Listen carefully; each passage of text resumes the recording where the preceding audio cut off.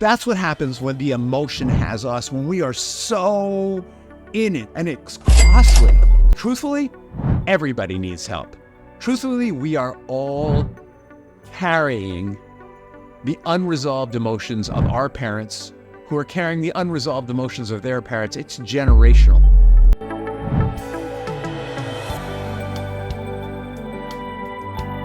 Welcome to another episode of Rich in Relationship, and I'm Rich Heller, your host, and we are focusing right now on divorce. Why? Why would we stay in the world of divorce? Because sadly, January and February are the months when the most divorces happen, and we want to make sure that if you're thinking about divorce, if you're getting divorced, or if you're just starting a divorce, that you have all the tools, all the information that you need to have a transformative divorce, not one that is punishing, not one in which you suffer, not one in which your children are in agony, but one in which you personally are transformed and are the shining light for your family. And not coincidentally, today's episode is called Guiding Lights, Navigating Divorce with Professional Support. So it's about the people who can help you shine, right? And I'm not talking about the legal end of it, right? On the legal end, you've got the lawyers, you've got the forensic attorney, the forensic accountant, you've got a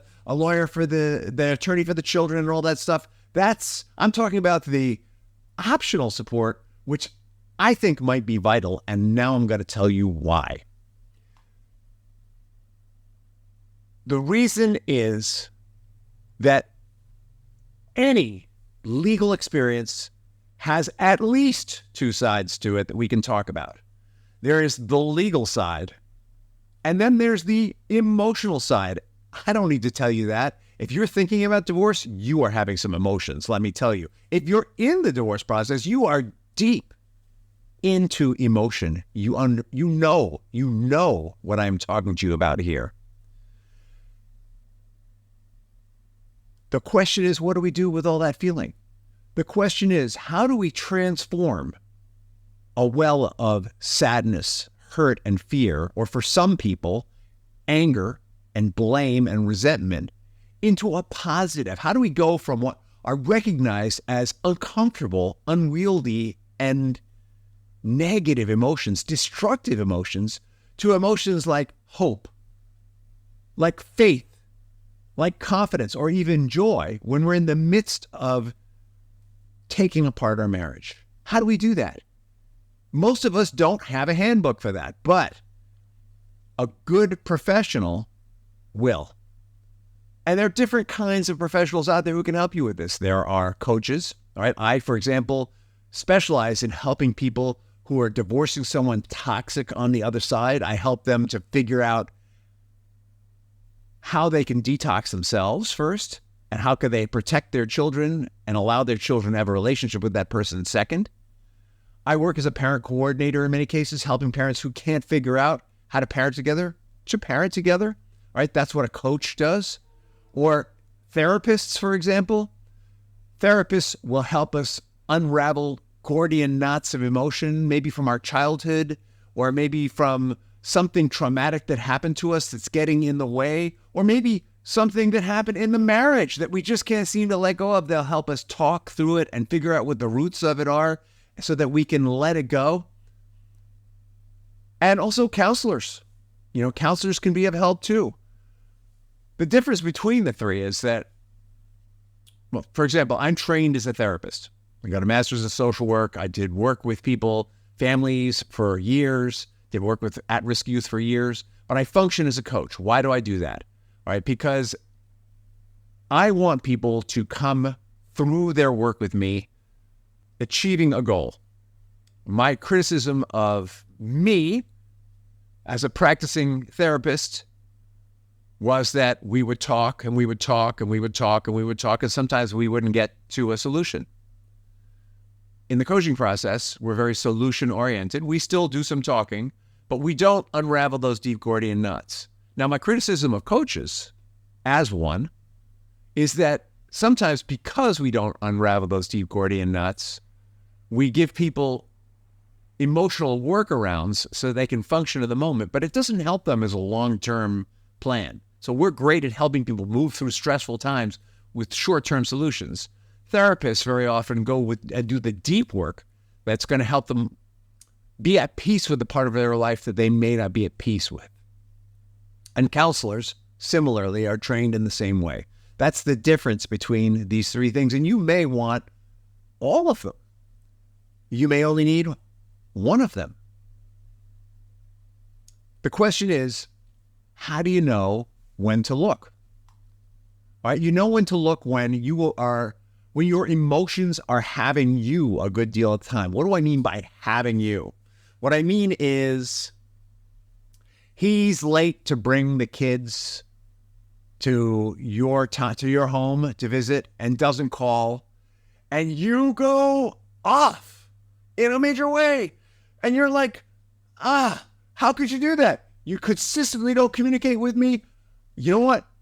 I'm going to go to my lawyer about this. And that kind of emotion and you go to your lawyer and you go, you wouldn't believe he was 2 hours late. He didn't text me. He didn't call me. He had some harebrained excuse that the kid was vomiting and he was overwhelmed. He didn't know how to handle it. I don't believe him. I think he's just trying to shortchange me. And your lawyer goes to court and says to the judge, this guy, you wouldn't believe him, da-da-da-da. And the guy's lawyer says, no, we have evidence here. The witness, eyewitness, da-da-da-da-da. And the judge, finally, after hours of legal work on both sides, the judge says something like, all right, it was clearly a misunderstanding. You, sir, don't let that happen again. Miss, if it happens again, I'm going to make sure I cover that for you. And they move on. So you both spend $1,000, $2,000, $3,000 each of you, parents of your children, each of you spend $2,000, $3,000, maybe you spend more, $5,000, $10,000 over this incident because the emotion has you. And whose money are you spending really? You're spending your kids' college money and you're giving it to your lawyer so their kids can go to college. That's what happens when the emotion has us, when we are so in it, so in our hurt, so in our fear that we go to anger, resentment. Those built-up resentments come out. When they have us, we are reactive. We are out of control. And it's costly. It's costly to our children. It's costly to the process. It's financially costly. And who really wants to live like that? What we want is we want to be proactive. What is proactive? Proactive means the emotion comes up. He shows up late with the kids. He says, the kid was throwing up. I didn't have the opportunity to text you or call you. The emotion comes up and we say something like, Tom, I feel angry right now when you show up with the kids late and don't text me and call me because you used to do that in the past and I'm afraid it's going to happen in the future. Can we talk about it? And Tom says, no. Yeah, let's talk about it. But I promise you it'll never happen again. No, Tom, you've said that before, but let's talk about it. Let's talk about it with our parent coordinator. Or let's talk about it later. And you choose a less expensive path to resolve the problem because the truth is that you and Tom, or if you're Tom, you and Velma, if your wife's doing that with you, you're going to be parenting these kids for years after court is over. And the judge isn't going to be part of it. And if you can't figure out how to work together, you might end up back in court, spending the rest of your kids' college money, right? Being proactive is going to keep you from doing that. Owning your emotions, expressing them responsibly, that's the path to a lower cost divorce for you and your children. And so if you find yourself riding those emotional waves, maybe you're really depressed, maybe you're really sad, maybe you're really feeling it all the time, you're sleeping late, you're depressed, those are the times to get professional help. That's the time to lean into a coach. That's the time to lean into a therapist or a counselor. That's the time so that they can help you to transform, to let go of that stuff, to explore it, let go of it, move on, and be proactive. For some people, there's a stigma around embracing support. One of the beautiful things about hiring a coach is there's no stigma around coaching, by the way. There's a stigma around therapy. When we think about coaching, we think about football coaches. We think about gymnastic coaches. We think about business coaches. So why not a divorce coach? There's no stigma around that. there shouldn't be a stigma around therapy. I've had years of therapy. I've functioned as a therapist. Truthfully, everybody needs help. Truthfully, we are all carrying the unresolved emotions of our parents who are carrying the unresolved emotions of their parents. It's generational. If you do a family tree and plug in who got divorced, who had infidelity, who had bankruptcy, you'll find that these things are actually passed on from generation to generation to generation. One parent teaches it to their children, the next child teaches it to their children, and so on and so forth. And so we can actually break genealogical patterns by getting the right kind of help. And we can create something better for our children. So if there are people in your life who are saying, oh, therapy, oh, coaches, put that aside, because you're doing something for your children. You're doing the best thing for your children that you could possibly do, and that is helping yourself. That's learning to be proactive. I have had clients who have come to me physically broken down, who are clinically depressed, who got help with the depression with a psychiatrist, who had a therapist working with them, and who worked with me as a coach to figure out how they were going to handle their relationship with the other parent and have mad success, right? Because what we would do is we would figure out what's a win for the other person. How do we set it up so they feel like they're winning? How do you present things to them so they feel like it's their idea and they come to you with it? How do you do this so that you can have a working relationship with them? It doesn't matter who gets credit. What matters is that you have a working relationship that benefits the children. What do you need to get started on this? First, I would suggest that you just take a look at your emotional state. Take a look at what's driving you. Take a look at what are the feelings that are coming up for you and how are you handling them? Are you having trouble getting out of bed in the morning? Are you stuffing your feelings with food? Are you starving yourself rather than eating? These are all signs that your emotions are having you. Are you blowing up all over the place? Are you blowing up with the other parent? Are you blowing up in front of the children? Are you talking smack to the children about the other parent? Are you using the children to pass messages on to the other parent? Are you exploding when the children come to messages to you from the other parent? These are all signs that there's something going on emotionally that you might need some help with. And if you've got any of those things going on, reach out to me. I'll give you a free call. I'll help you find the right professional for the right problem. By the way, if you call me, it's not a sales call, it's a coaching call. I'm going to sit down with you and I'm going to talk to you about next steps. You can reach out to me at rich@richinrelationship.com, RICHINRELATIONSHIP.com.